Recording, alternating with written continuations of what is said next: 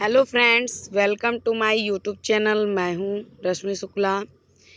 तो विभिन्न मुद्दों के साथ आज आए हुए हैं, क्योंकि मैंने सोचा 2-3 दिन 69,000 का वीडियो मैं अपलोड ना करूं, क्योंकि सारी इन्फॉर्मेशन मैंने आपको दे दी है। फॉर्म से रिलेटेड, काउंसलिंग से रिलेटेड, आगे क्या कैसे होगा उसकी रणनीति साझा कर दी है।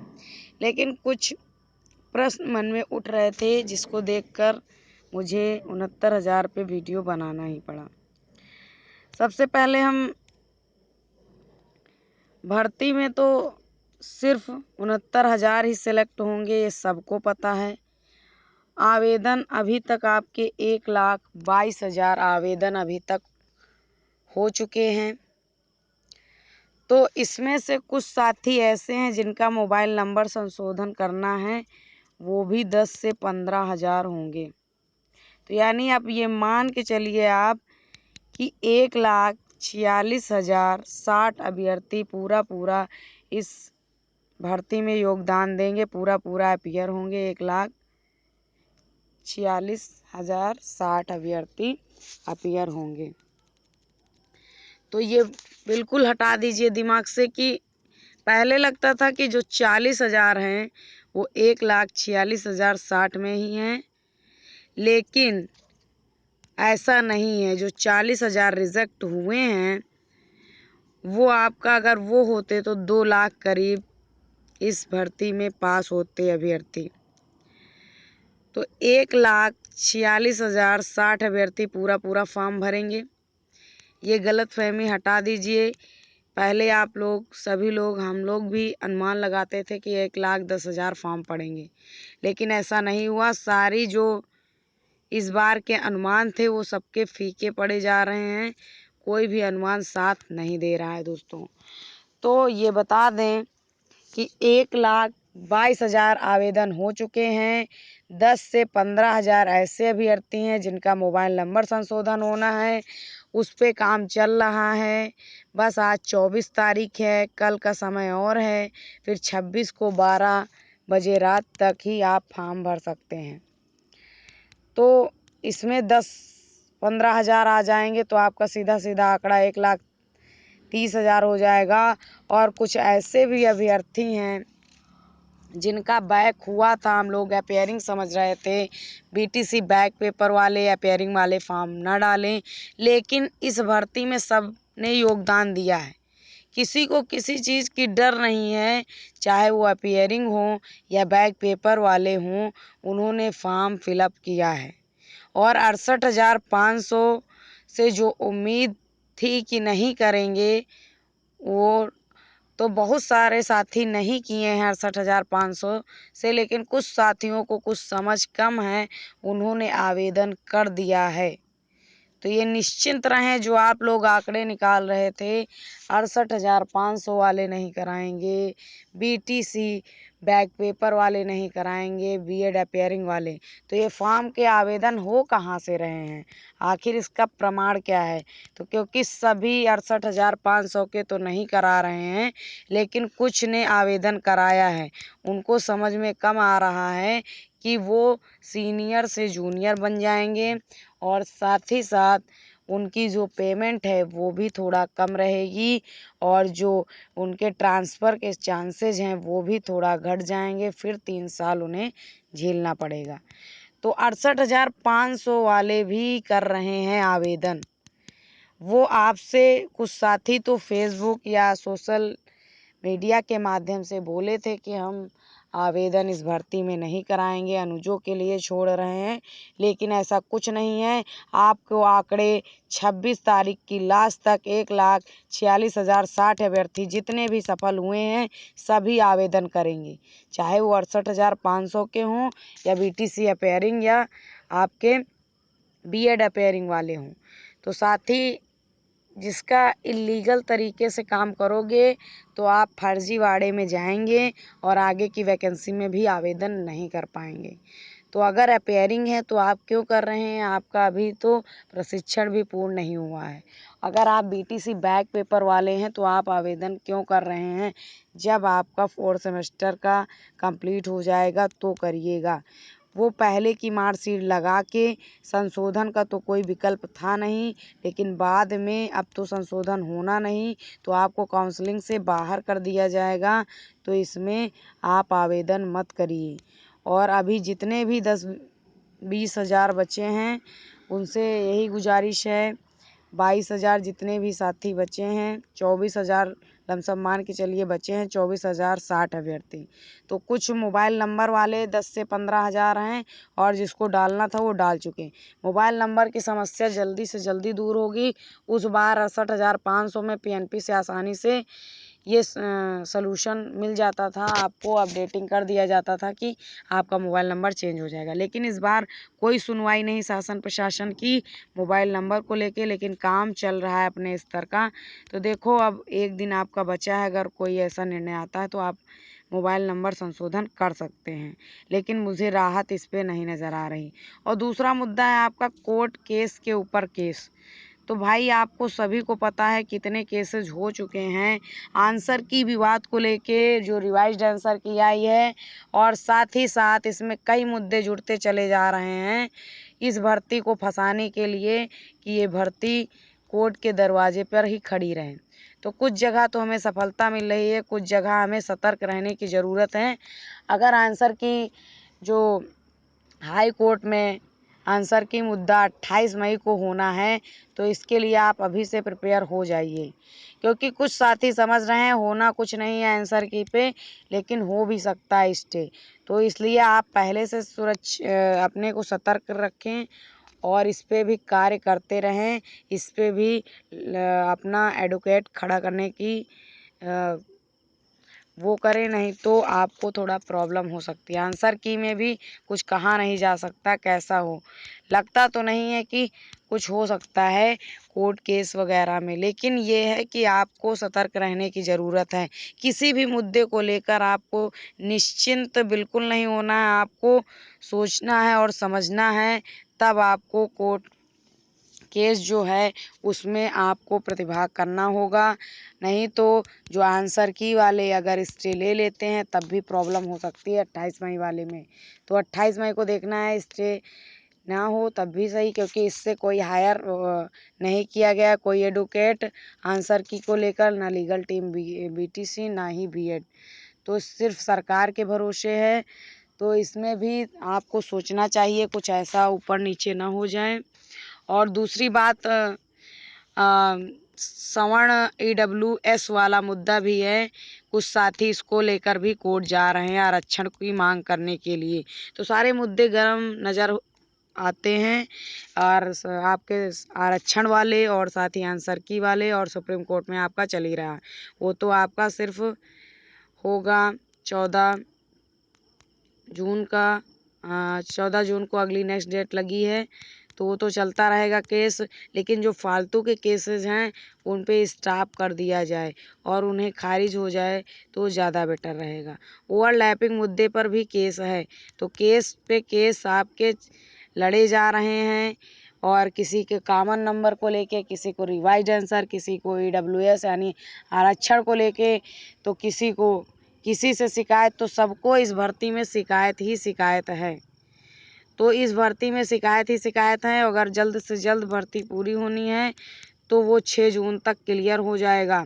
शासन भी चाहता है कि जल्दी से जल्दी भर्ती पूरी कराई जाए, लेकिन इसमें बहुत बड़ा मुद्दा ये भी है, इस भर्ती में घोटाला तो हुआ है, लेकिन इसका पर्दाफाश कब होता है देखना है, और हो भी नहीं पाएगा शायद, हमें लगता है इसमें पर्दाफाश भी नहीं हो पाएगा। जो 140, 150, 150 में 149 मार्क्स ला सकता है तो उसे अपना प्रमाण देना होगा। अगर वो प्रमाण दे अपना, तो मान लिया जाए कि वो 140, 145 के लायक है। लेकिन इसमें फर्जीवाड़ा भी हुआ है और बहुत बड़े स्तर से धांधली हुई है। तो दोस्तों, धांधली हुई है इसलिए कोई सेफ गुणांक नहीं बता सकता कितनी मेरिट जाएगी, क्योंकि पूरे 1,46,060 आवेदन भरे जाएंगे आपके, और साथ ही साथ OBC कैंडिडेट भी ज़्यादा हैं, तो ओवरलैपिंग भी जनरल के साथ होना तय है बिल्कुल। तो OBC अगर फाइट करने में जर्नल के साथ यानी अनारक्षित वर्ग साथ फाइट करता है तो सीट उसी को दी जाएगी। और आपने जैसा ही आपने गृह जनपद के आधार पर चुना होगा, चॉइस फिलिंग होगी, उस आधार पे मेरिट के आधार पर आपका चयन होगा। तो आपने अच्छे से चुना होगा गृह जनपद से लेके आसपास के ज़िलों को। और काफ़ी चीज़ें अगर देखा जाए तो प्रयागराज और जौनपुर में धांधली ज़्यादा हुई है और सूत्र भी निकल के आते हैं सामने वहाँ से। तो एक एक पूरा एक एक सेंटर पे पूरी धांधली, एक भी बच्चा फेल नहीं। ये कैसे, क्या इम्पॉसिबल हो सकता है?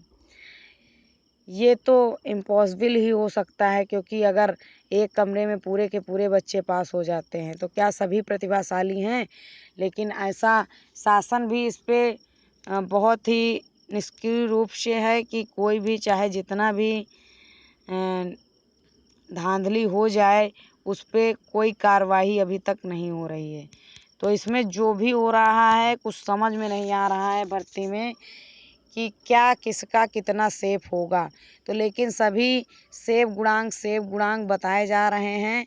तो आप लोगों से निवेदन है कि 31 मई को आपका PDF डाउनलोड हो जाएगा और आपका ज़िला आवंटित कर दिया जाएगा। उसी PDF में नाम, आपके पिता का नाम और ज़िला लिस्ट आ जाएगी और स्टेट लेवल की जो मेरिट है उसको भी बना दिया जाएगा, फिर डिस्ट्रिक्ट लेवल का। तो आप लोग तब तक धैर्य रखें। जो सेब गुणांक चल रहा है उसको चलने दीजिए, लेकिन आपका अभी किसी को श्योर नहीं है कि कितना सेफ है। सिर्फ आंकड़े लगाए जा रहे हैं, लेकिन आप ही सोचिए 2.5 गुना बच्चे हैं, यानी 2 गुना से भी ज़्यादा बच्चे हैं।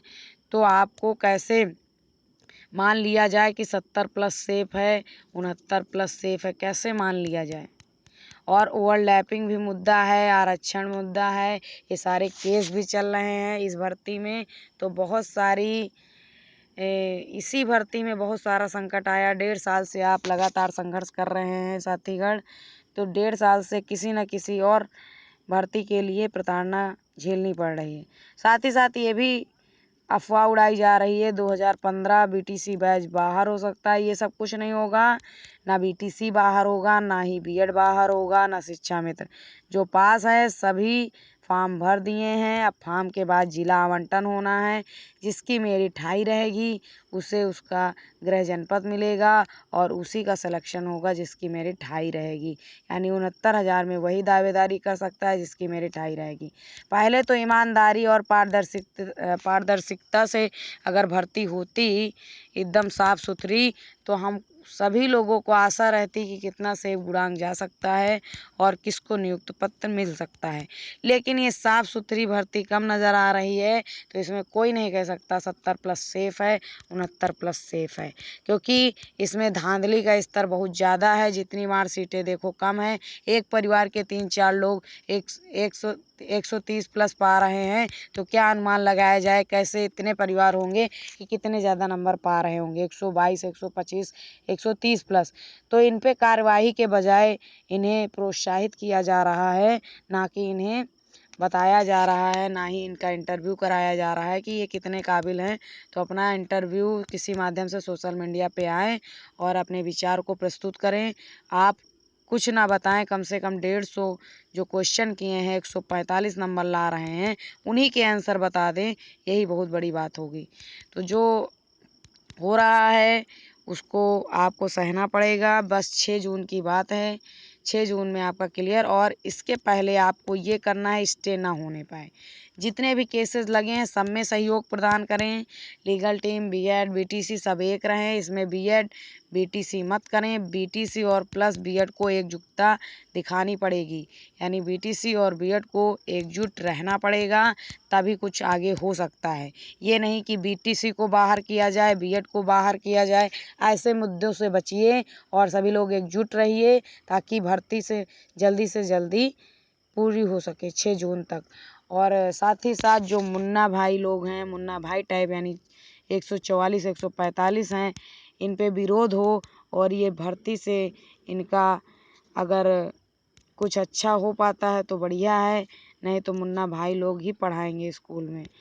इतने काबिल थे नहीं कि टेट में अच्छे मार्क्स ला सकें, लेकिन सुपर टेट में इन्होंने बहुत अच्छा प्रदर्शन किया। ये वाकई में तारीफ़ की बात है, तो सराहनीय भी बात है। लेकिन इतना बहुत ज़्यादा 144 मायने रखता है और 14 सब्जेक्ट थे, 1 महीने प्रिपरेशन के थे, तो कुछ बात समझ में नहीं आ रही है कैसे नंबर आ सकते हैं। लेकिन ये खुलासा कई जगह होने के बावजूद भी इस पे कोई कार्रवाई नहीं हो रही है। तो दोस्तों, सेब गुणांक मैं भी बताना चाहती हूँ, बता सकती हूँ, लेकिन मैं कहती हूँ धैर्य रखिए। 31 को आपको PDF शाम को लोड हो जाएगी, आपको ज़िला आवंटन मिल जाएगा, तो ज़िला आपको अलॉट हो जाएगा। उसके बाद आप काउंसलिंग कराएंगे। अगर आपको ज्वाइनिंग, जब तक आपको ज्वाइनिंग लेटर नहीं मिलता है तब तक आप अपने को सेफ मत मानिए। जितने लोग बोल रहे हैं सेफ़ है, तो उस पर ध्यान मत दीजिए। जो सेफ़ होगा वो 31 तक, बस आपको और 5-6 दिन इंतज़ार करने की ज़रूरत है, इंतज़ार कर लीजिए। किसी का गुणांक सेफ कोई नहीं बता सकता, क्योंकि आपका 2.5 गुना बच्चा पास हुआ है, 2 गुना, तो कोई एग्जैक्ट नहीं बता सकता, लेकिन कुछ आंकड़े निकल के आ सकते हैं। जैसे आप लोग उम्मीद कर रहे थे 68,500 वाले नहीं कराएंगे, मतलब फॉर्म नहीं भरेंगे, आवेदन नहीं करेंगे, TGT PGT LT grade DSSB नहीं फॉर्म भरेंगे, अदर वैकेंसी फॉर्म नहीं भरेंगे, BTC अपेयरिंग नहीं भरेंगे, BEd अपेयरिंग, लेकिन आंकड़े ध्वस्त नज़र आते दिख रहे हैं। 1,22,000 आवेदन हो चुके हैं। मोबाइल नंबर संशोधन वाले भी आ जाएंगे तो 1,40,000 हो जाएंगे, बाकी 6,000 अन्य भी आ जाएंगे, तो यानी पूरी सीटें आपकी 1,46,060 पूरी आवेदन होंगी। उसके बाद आपको काउंसलिंग में आपका ज़िला अलॉट हो जाएगा, तो काउंसलिंग में आपको जाना है। जब तक ज्वाइनिंग लेटर आपके हाथ में ना मिल जाए तब तक सेब गुणांक मत मानिए और अपने आप को सुरक्षित मत समझिए। सुरक्षित अपने आप समझ सकते हैं, लेकिन ये नहीं कह सकते मेरी नौकरी पक्की है। ये 68,500 नहीं है, उसका जस्ट अपोजिट है 69,000। उसमें सिर्फ 41,000 ही पास हुए थे, इसमें आपका 2.5 गुना बच्चा पास हुआ है, तो सबको तो नियुक्त मिलेगी नहीं, सिर्फ मिलेगी 69,000। तो हाई मेरिट जिसका होगा उसे ही चयन मिलेगा। तो अब रही बात धांधली वालों की, तो अगर धांधली वालों के 77, 76, 75 गुणांक बन रहे हैं, तो हमें ढूंढना ये है कि आसपास के ऐसे कितने धांधली वाले लोग हैं जिनका इतना गुणांक बन रहा है, और बन रहा है तो कितने होंगे लमसम। ये समझने का अगर आंकड़ा मिल जाता है और प्लस आपका सर्वे के मुताबिक अगर आंकड़े मिल जाते हैं तो बहुत अच्छी बात है, तो आप अनुमान लगा सकते हैं। अनुमान लगाना सबका हक है, सेब गुणांक का अनुमान लगा सकते हैं, लेकिन मेरे ख्याल से अभी अनुमान लगाना भी आपका ध्वस्त होगा, क्योंकि कहाँ नहीं जा सकता, कितना जाएगा कट ऑफ, क्योंकि हाई मेरिट्स 69,000 ही लेने हैं, 2 गुना बच्चा पास है। तो BEd की चलो लो मेरिट एकेडमिक बनती है, तब भी अगर उसने मेहनत किया होगा, 110 मार्क्स लाया होगा, तो 100 नंबर के बराबर है BTC के। तो BTC पहले तो शिक्षा मित्र का चयन होगा, फिर BTC में भी अच्छा एकेडमिक होने के कारण अगर सुपर टेट में अच्छे मार्क्स हैं तो वो इस भर्ती में शामिल होने के लिए अच्छे से उसका सुनिश्चित किया जा सकता है। लेकिन अब इसमें आंकड़े कुछ अलग निकल के आएंगे, इसके लिए सेब गुणांक का भी हम वीडियो बनाएंगे, लेकिन अभी आप धैर्य रखिए 1-2 दिन। उसके बाद आपको किसी भी रिलेटेड डॉक्यूमेंट से रिलेटेड, किसी भी काउंसलिंग से रिलेटेड, या आपको क्या क्या लगना है, सब कुछ आपको बताया जाएगा दोस्तों। तो मिलते हैं आपको नेक्स्ट वीडियो में। आप निश्चिंत रहिए, सुरक्षित रहिए, कोर्ट केस के चक्कर में ध्यान लगाइए, लेकिन आप सहयोग करिए ताकि आपका सभी जगह जीत हासिल हो, जल्दी से जल्दी फंसे न भर्ती, 6 जून तक नियुक्त पत्र मिल सके। और कुछ नहीं कहना है, मुझे सिर्फ आगाह करना था, आगाह कर दिया है, और सभी लोग समझदार हैं। जितने भी आंकड़े निकल के आए थे पहले के, वो सब ध्वस्त नज़र आते दिख रहे हैं दोस्तों। तो अभी अनुमान लगाना सेब गुणांक बहुत ही कठिन होगा। तो मिलते हैं आपको नेक्स्ट वीडियो में। Thank you guys, take care, bye bye.